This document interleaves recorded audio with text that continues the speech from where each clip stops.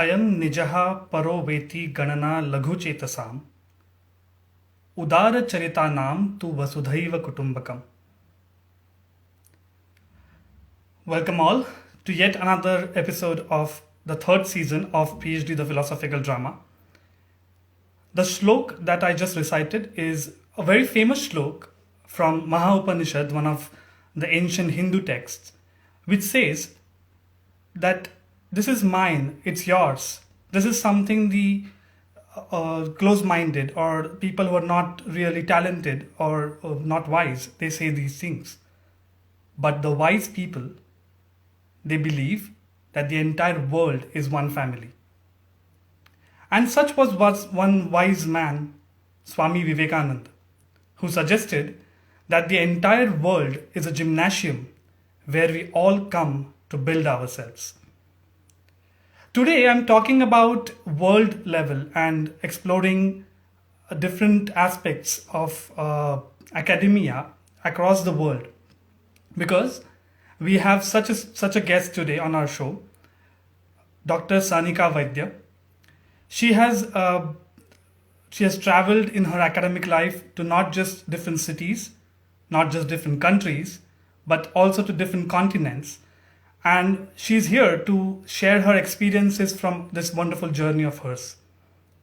She finished her PhD last year from Marburg, Germany, from Max Planck Institute for Terrestrial Microbiology. And today we have her with us to share her story and her experiences of her wonderful journey. So with this a brief introduction, let me just add Sanika to this call.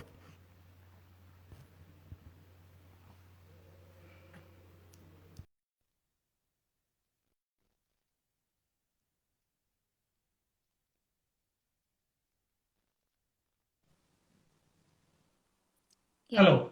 Hi, Amogh. Hi, Sanika. Welcome, firstly, to the show. And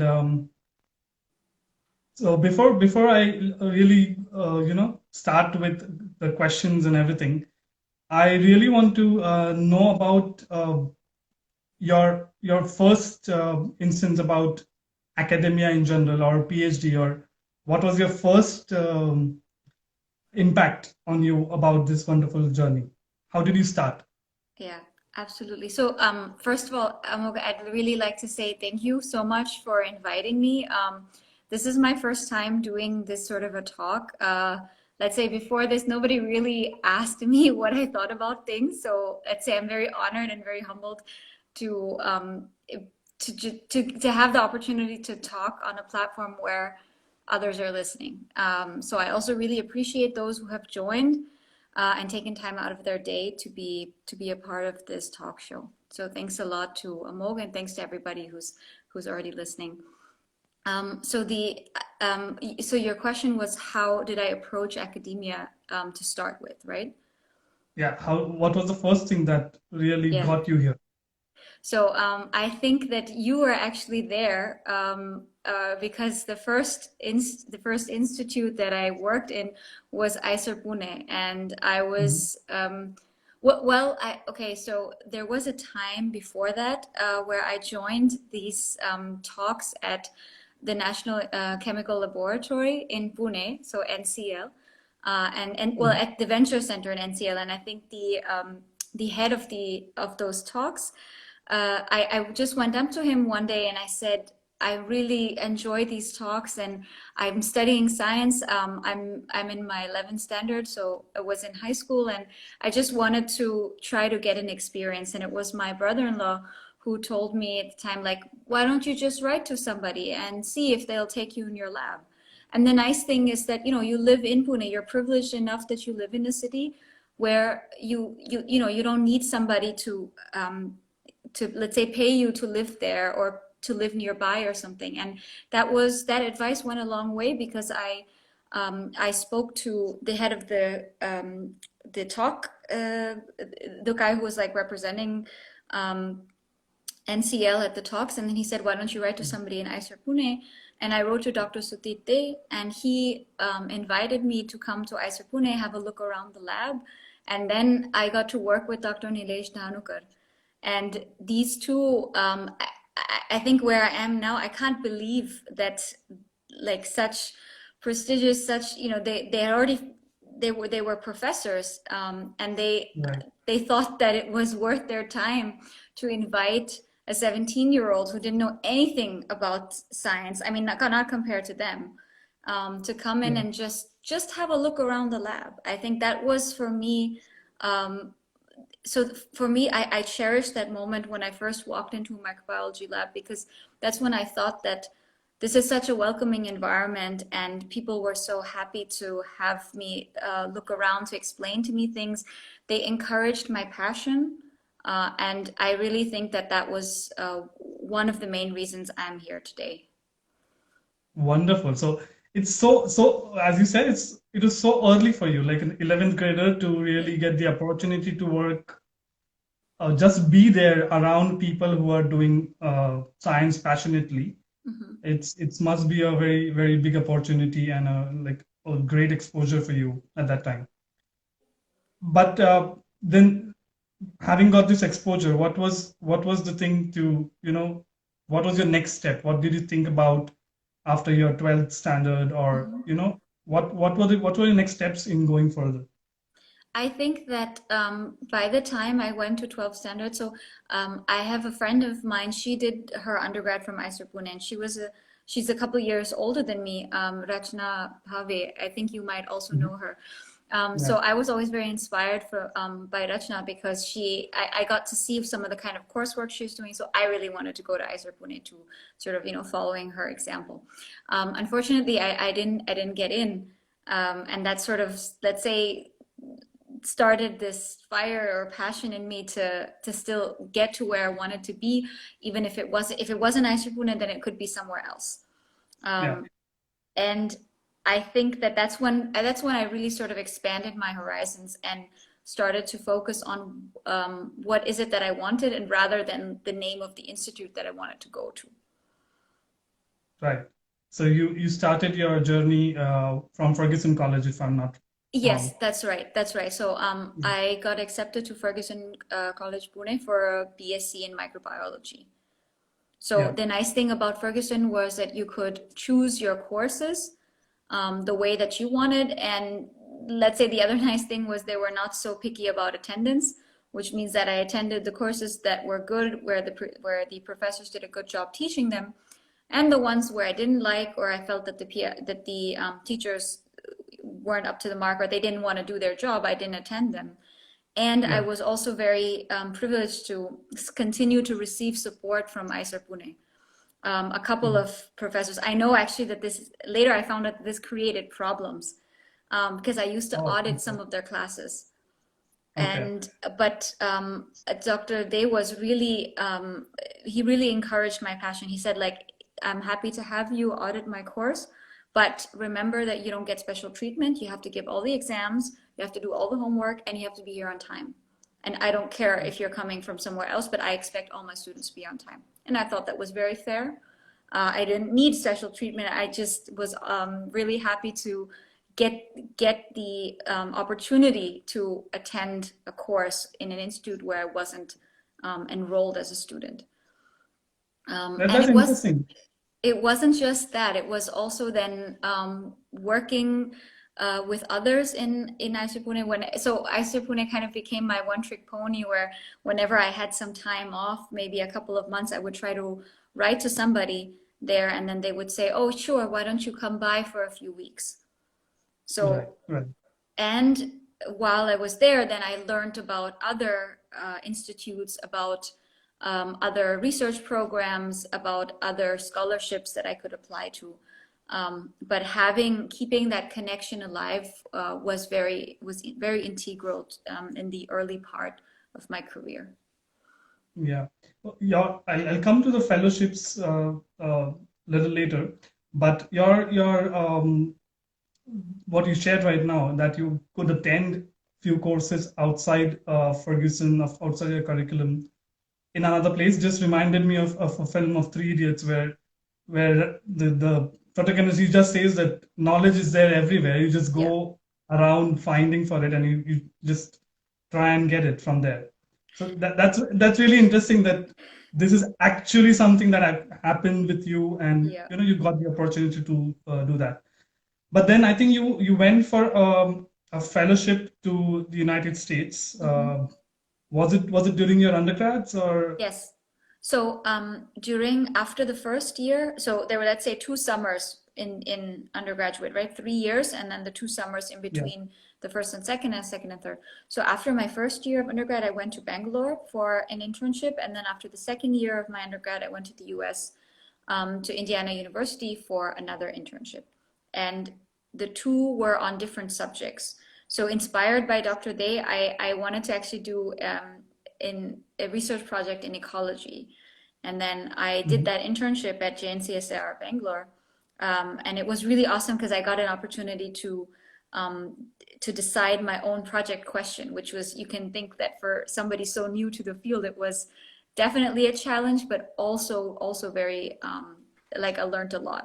And I think the biggest Mhm. learning out of that was that I don't like ecology or like I don't like doing Okay. research in ecology. I realized that was not my thing.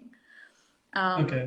and so I moved towards microbiology. And when I went to the US for as a Kurana scholar, I chose a lab where I could study quorum sensing in bacteria. Mhm. And that was in Julia Van Kessel's lab at Indiana University. Yeah. And how was the how was your experience as a young student, as a young researcher in both Bangalore and then moving to a completely different space in the US? How Yeah. was the experience? It was, I think both of them had a lot of similarities, actually. Okay. The thing about academia is academics and scientists are a certain way all over the world. Okay. There were differences in work culture, but some of the things that I noticed were actually quite similar, right? Like there was a lab, and there were people who um, sort of had a responsibility for you, in the sense that I was always the junior in the lab, and then I could ask my seniors about what I should do, how I should, not only how I should conduct my research, but how I should behave Mhm. in a laboratory setting, both in regards to safety, but also with regards to scientific rigor. And that's something that I picked up from both places. But then there were also things that were very different. I think we have in India certain hierarchies, and there are certain Mhm. pros and cons to that. The pros are, of course, that means that people who are older than you, they by societal norms, sort of, they have this obligation to take care of you. Right. And then, let's say the cons of that is that, let's say my professor was a little more unapproachable. Like I think I spoke to him only Mhm. 1 or 2 times during Right. that entire summer.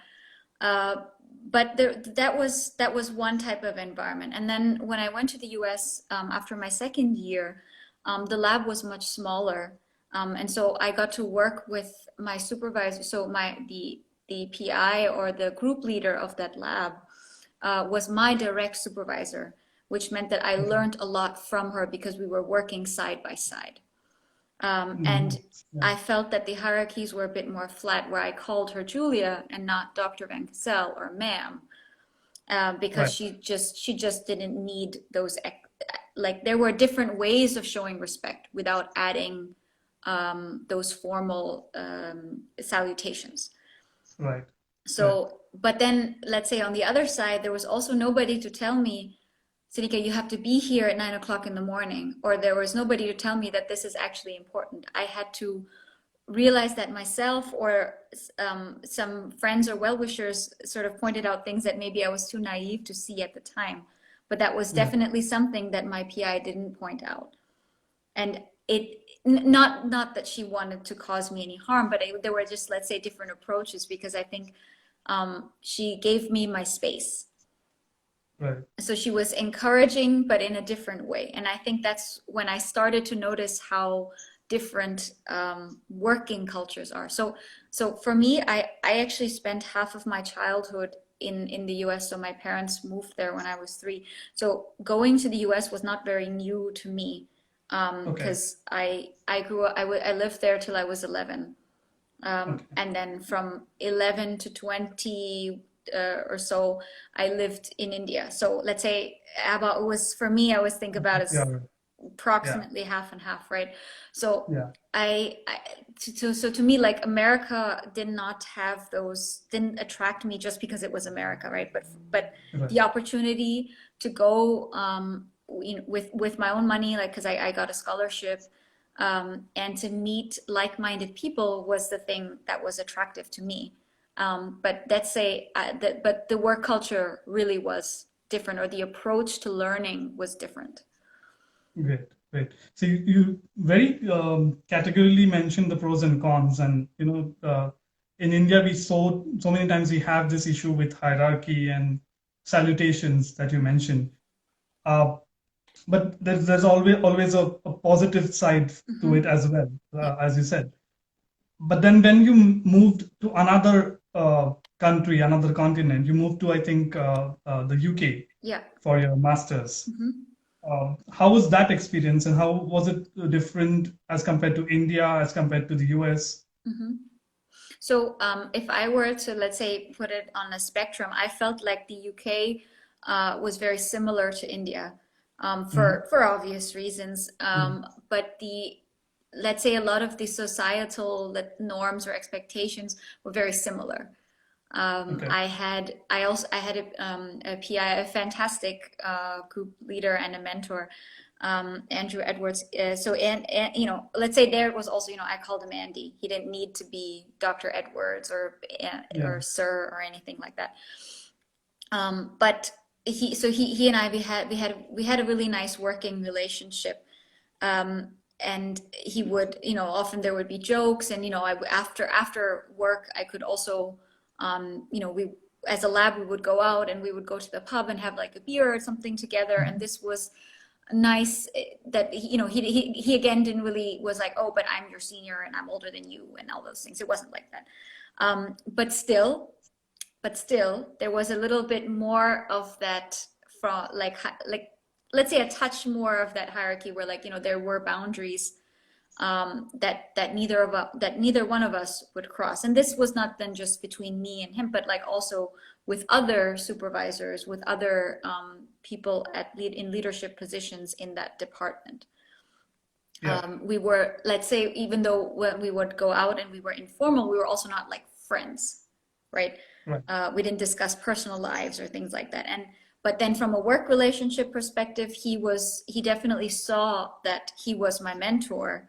I Hmm. could see that even with other group leaders, where they would instill some level of mentorship or advice. Or I've seen a few of them go beyond, take that step and say, hey, can you come to my office and I want to have a talk. And if they ever saw that a student was getting distracted, sort of getting off track, or if they felt like there was something wrong and they weren't coming forward, they would take that step and ask.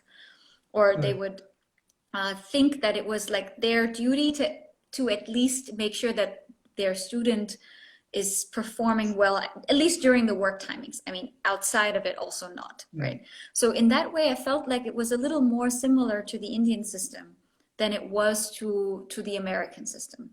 Right. Okay. And you mentioned about boundaries, and I think it's only fair that there are boundaries at certain levels when Yeah, you're involved in a professional setup, right? And yeah, it's great to always have the idea about the boundaries from both sides, not just from the student side, but also from the mentor side.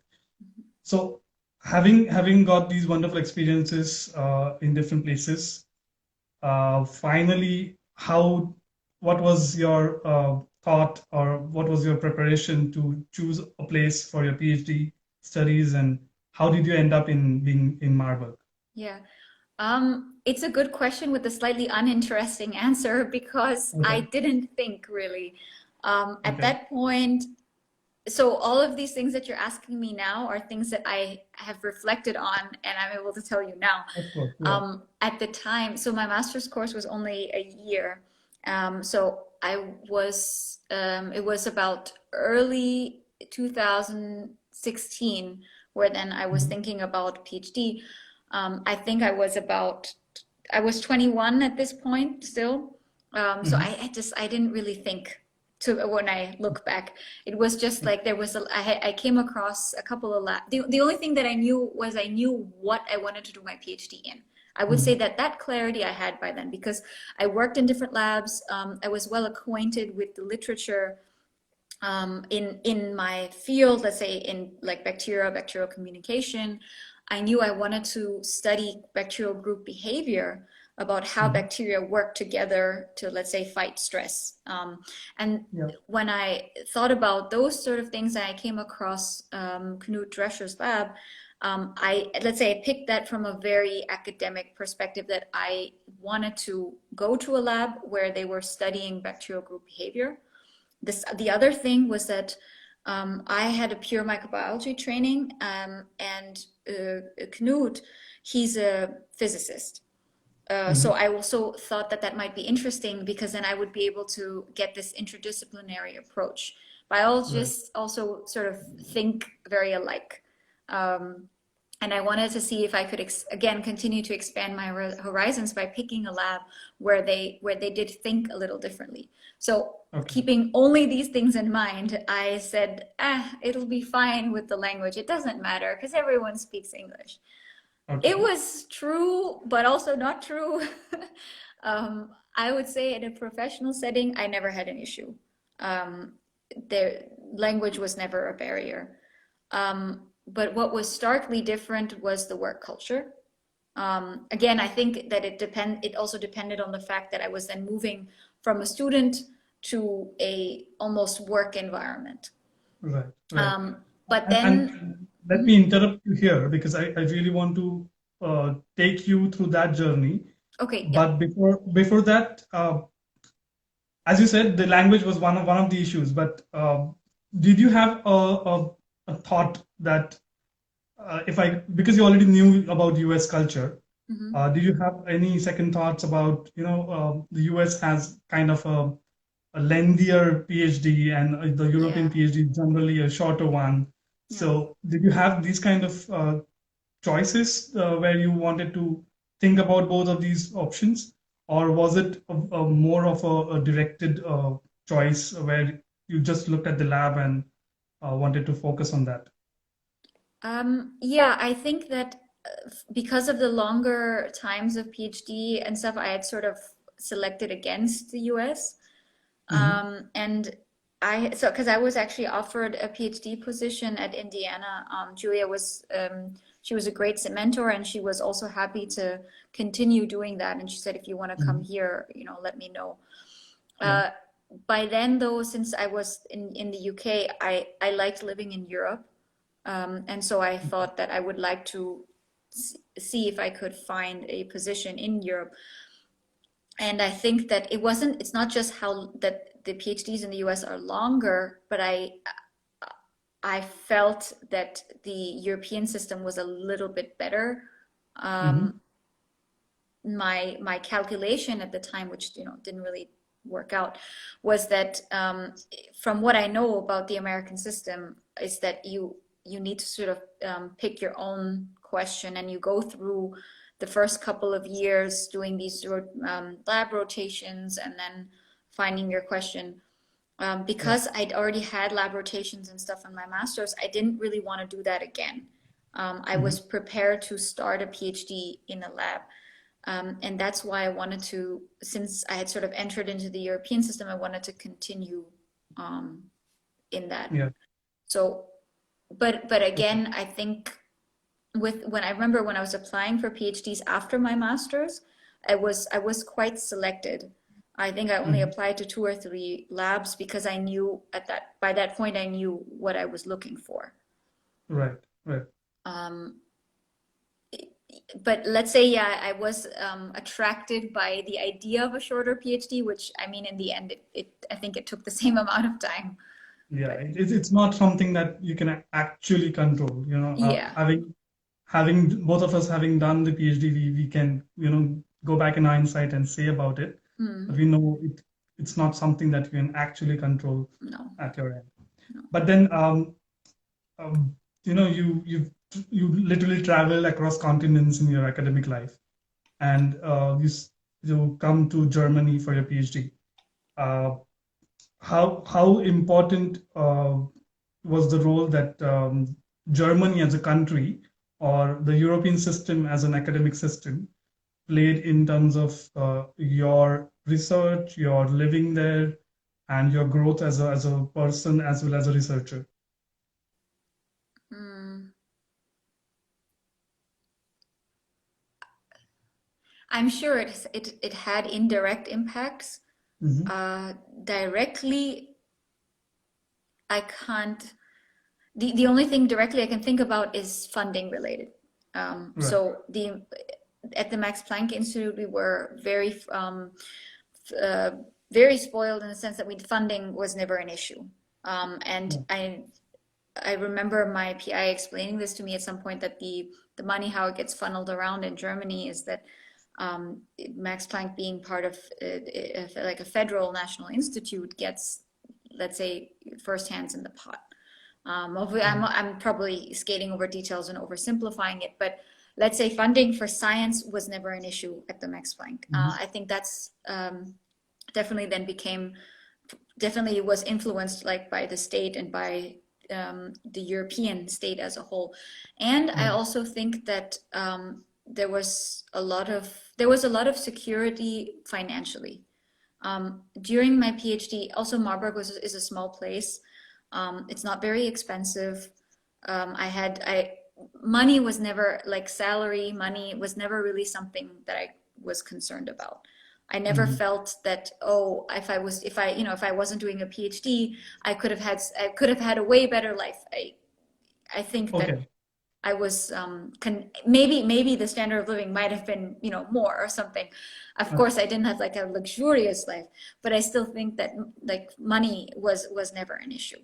I'm not sure if that's exactly what you wanted to ask. Yeah, I mean, in general, as a standard of living or as a growth you have in your PhD time, just because you have had such interesting experiences across different cities, I just wanted to know how that impacted you as a person, and what specifically impacted you during your PhD. That the Sanika before joining the PhD and Sanika after coming out as a doctorate from Max Planck. What differences do you see in terms of your growth?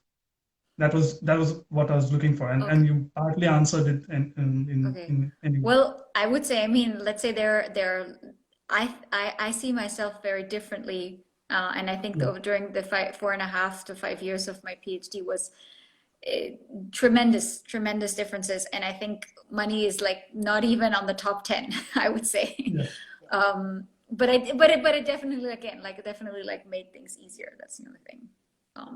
I'd say I never had to worry about, oh, I need to get another job, or I need to not go out somewhere, I need to not travel. That wasn't really the issue.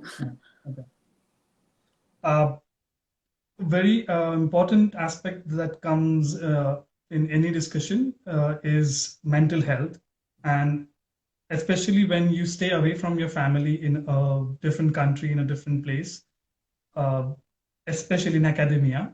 Mental health is something which comes up again and again, and you need to take care of your mental health personally, but the system around you also needs to be good enough to allow you to maintain it. What was your experience about it during your PhD, and how you cope up with different challenges and struggles?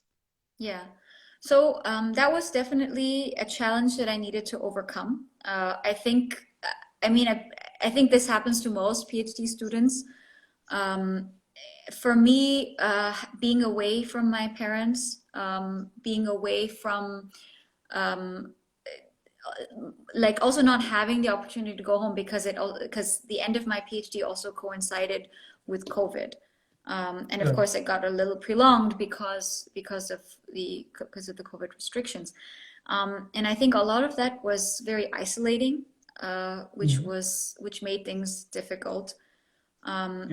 The environment also wasn't very supportive, not very outwardly supportive. I'll put it like that. I think that at some point, is this only during COVID that you're talking about the environment, or even pre-COVID you felt that the environment is not really supportive towards your mental health with well-being? I would say that I would make that as a blanket statement. That wasn't Okay. affected by COVID, but COVID just Okay. made things worse. Mhm. It intensified things. That's what I feel. Okay. Yeah. But you know, it was sort of also a personal struggle, because I think at some point, again, also quite common with others, when you're not getting the support that you need from your environment, you also sort of start closing yourself off to people, which means that Mhm. maybe there was somebody who could have helped, but I Right. wasn't being receptive towards it.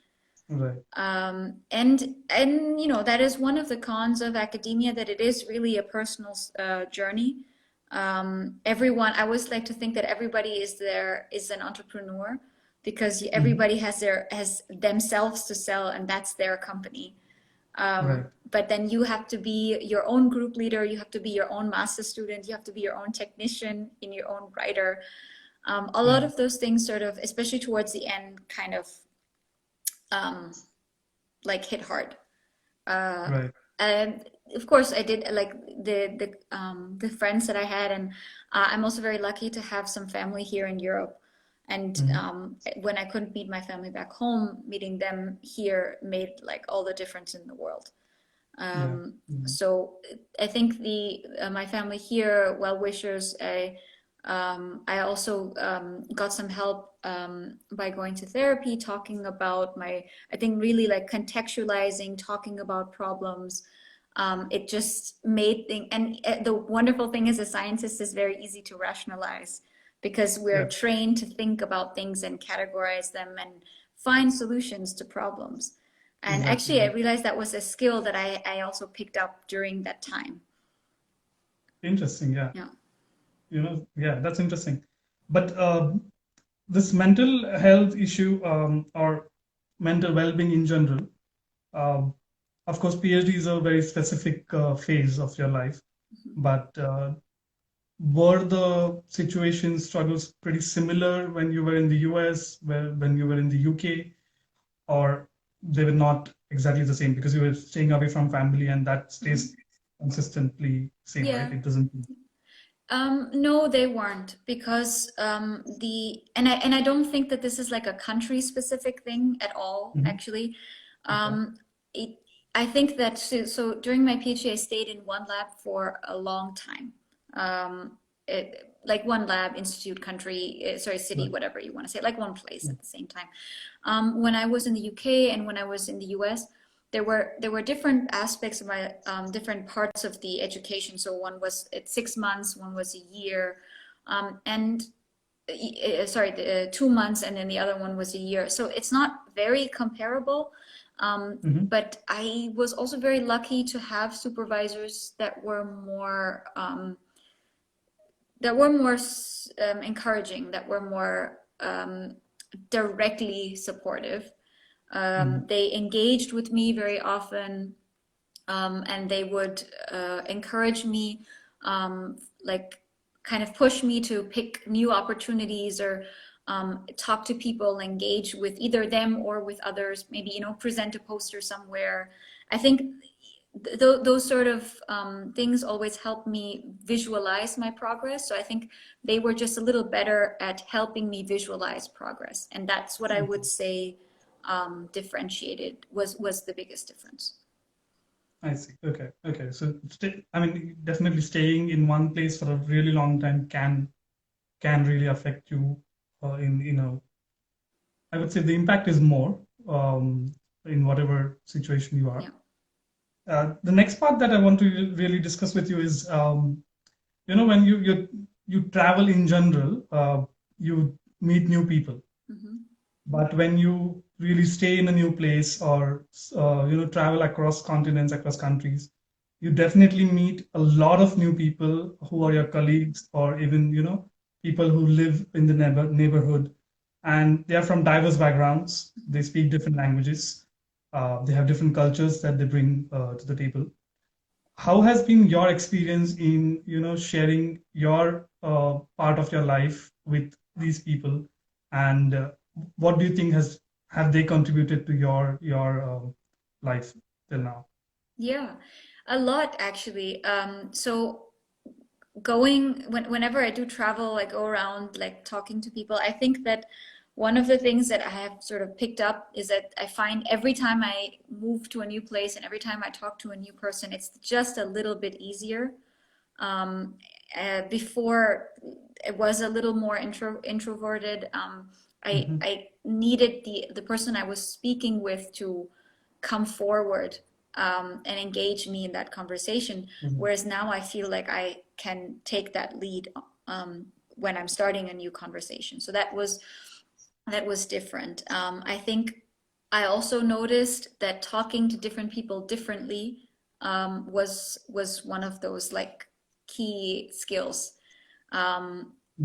Not only related to subject, but also the words that are used, the accents or dialects used, the hand gestures or lack of it, all of these things I think change.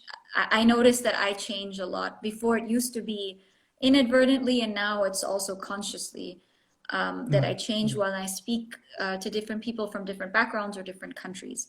And many times, the nice thing is you do find people like sometimes at at an airport, at a train station, or in your lab, at an institute, at the bar, in a restaurant, and you can strike up these very nice conversations. And sometimes they, especially if you're like working with them or they're at the same institute, or if you have a similar subject or something that carry forward, that like the next time you speak to them, then it's a totally different atmosphere. You speak to them as if you've already known them for a few years or something like that.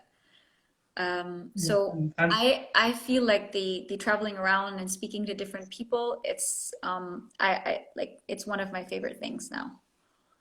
Wonderful, wonderful. But were there any conflicts because of diverse backgrounds? I mean, especially the people from outside have a different notion about your own country, and then because they've not been there or not traveled there. So were there any conflicts in terms of that, or even in the research level, that it's known that Indians and Chinese are hardworking people. They are just working very hard. So did that also come into picture when you had these conversations or interactions with other people? So I've been very lucky that the people that I've met, especially if people are educated, the common thing across the world is that people understand that being respectful is one of the most important things as part of a conversation. So I have never been disrespected. I think the times where it has happened, they have often been by people I feel that don't have the exposure and are not educated. Like, I mean, they were also, let's say, relatively smaller things. Is like when I'm sitting in a first class compartment, I've been told by somebody once in Germany that, like, do you know that this is the first class compartment? And I've replied to her very politely in German that I do understand, and I thanked her for bringing it to my attention, and that I hope that she also knows that that she's in the right compartment, something like that, But these are like small things, right?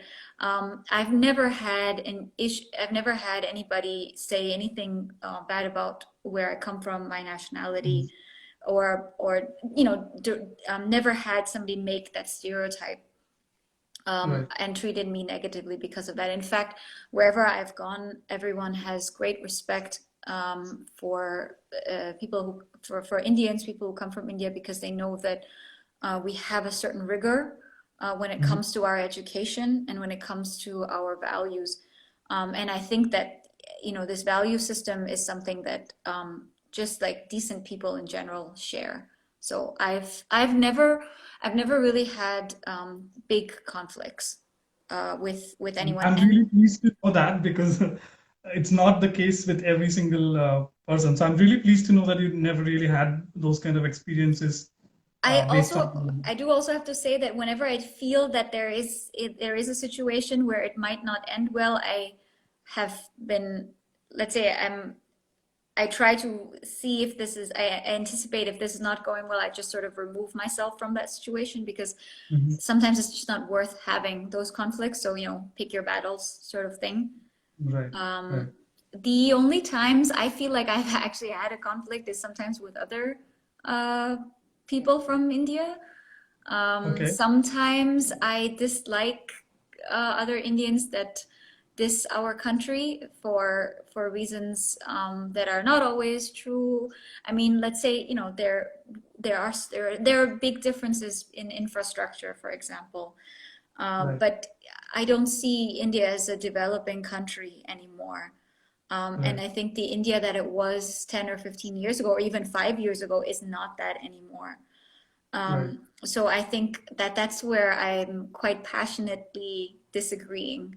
And I don't like to hear things like, oh, but everywhere in India is like this, and it's not. And it's just True. that unlike the US or something, maybe they're just not so. It's not like there's great infrastructure everywhere. You know, you do have to find it a little bit, but it's Yeah. not that it's not there. So, you know, it's like those. I think those have always been little pet peeves of mine.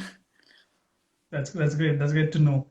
Uh, I'm taking you back to your work level or your PhD in general. Uh, uh, I know that you've really stuck to your topic since your undergrads probably or just from your master's time till now, and you know you've really been focused into one domain, microbiology, in on a bigger level, if you just term it.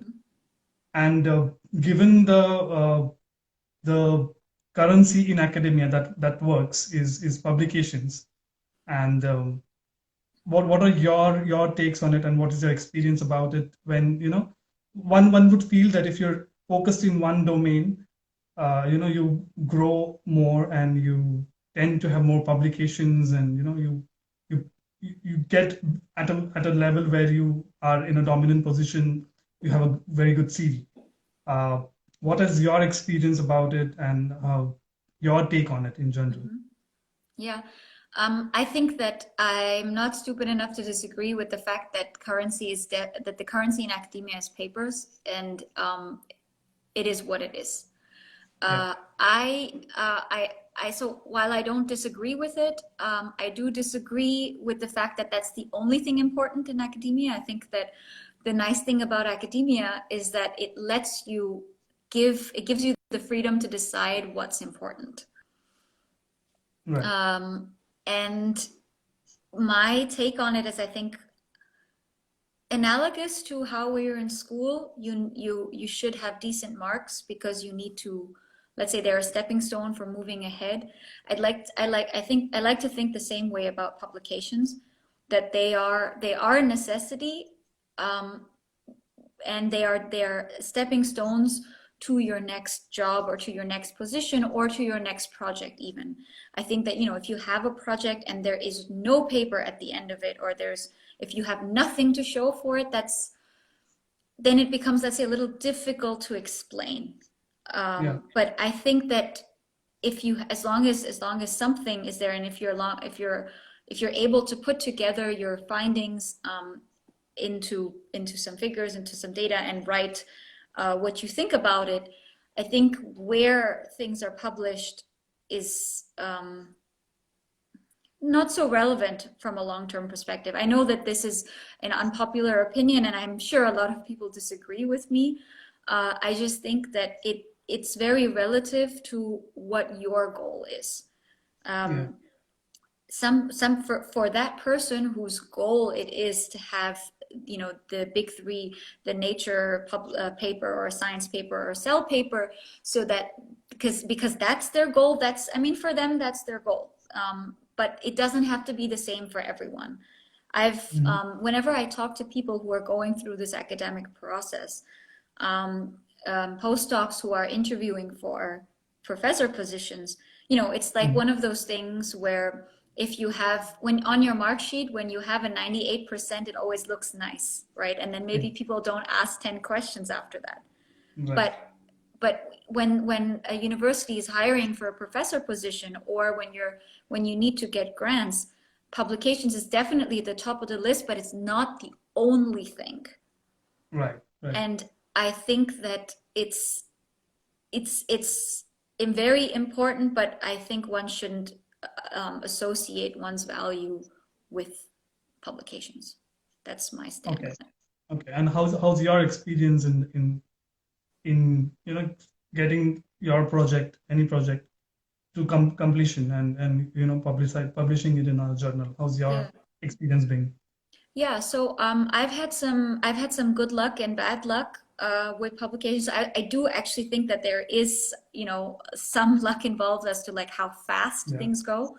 Right. I don't really believe in luck from a long-term perspective, but I think that it does definitely play a role when you're looking at it from a 6 months or 2, 3 years perspective. Yeah. So I was Yeah. very lucky in my master's, for example, to be included on a paper that was published in Nature Microbiology. And I was sort Wow. of at the right place at the right time. I mean, everybody worked hard in my master's cohort. I had some really fantastic colleagues. I was sort of at the right place at the right time with that one. So Mhm. I was a bit lucky there. During my PhD, I got to be a part of some publications, but my own personal project, for example, I wasn't very lucky in the beginning. It took a while to iron Mhm. out the phenotype. It took a while to get things in order. I mean, and that's, I guess, where the experience also starts to come in. Right. And in that, that time, the cards weren't in my favor, and it just took longer to get through that paper. Mhm. And even now, it's not yet published. It's underway, and you're in the academic field too. You know how long it takes from a paper to be formulated to Yeah. by the time it actually gets published in a journal. Yeah. I completely relate to it. So Yeah. yeah. But for me, the biggest plus point was, at the end, like I did find something and I did put it into a paper. And the rest of the publication process is now slightly out of my hands. So I try not to stress about that too much, because I think I did the best that I could. And I mean, at the end of the day, I still got something. So from a personal satisfaction perspective, I think I was able to, like I am personally, I am satisfied with the fact that I'm able to see it into a paper. And when it's published is then it's more like a matter of time. And I Right. think the wonderful thing is that there are people who think the same way that I do. When I was applying for jobs, and I was not so sure about this academia thing, mostly because of the amount of importance that's put on publications.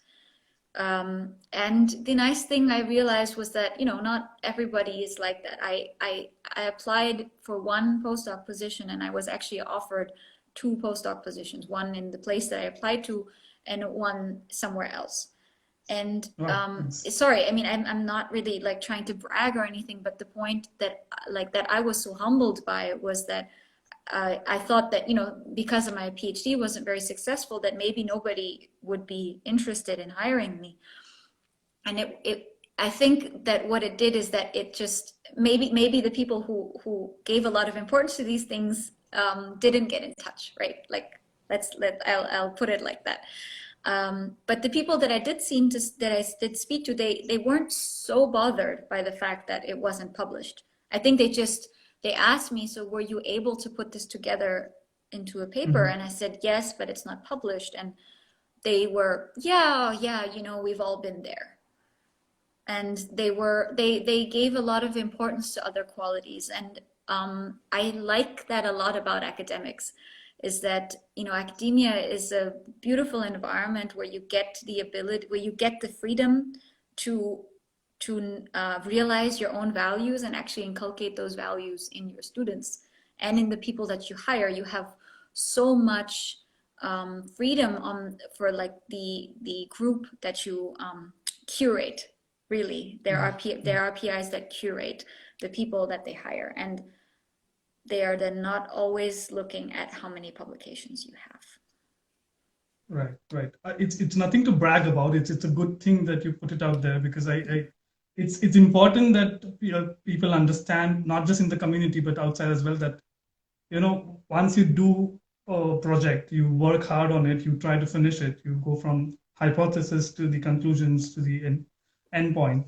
You are in a position where you understand much more about that particular problem. And if you can put it out there, you can talk about it confidently. I think it's a good example that you set here, that in your case it has worked out. So it's not just that, although we call publication as the currency of academia, it's okay sometimes to not publish that well. And if you know what you do, it might just work very well for you in the end. Yeah. So on that note, I think it's a good note to end this conversation today. And I'm really glad we had this. If I could, Amogh, I do just want to end with one more thing, Sure. because you said, with publications being academic currency, I think what's actually a little more important than that is consistency and perseverance. And they let's say go hand in hand with these publications, but I think that you need that, and that's a little bit more important. Right. Very, very well said.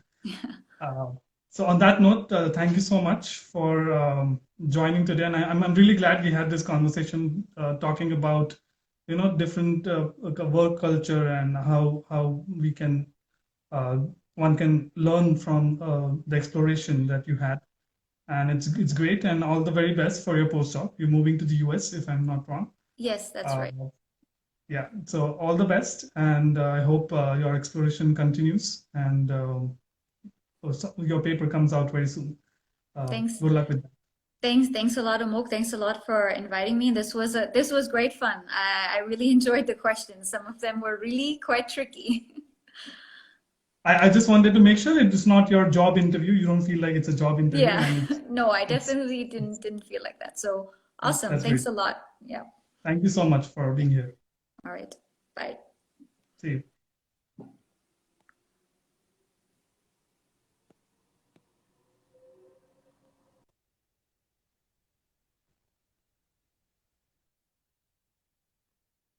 All right, so that was Sanika's story, and I hope you all enjoyed it, and there are a lot of things that you can take away from it.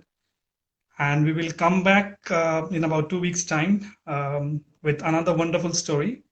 So stay tuned with us, and do share our page for having more and more people to join us, and take good care of yourself. See you.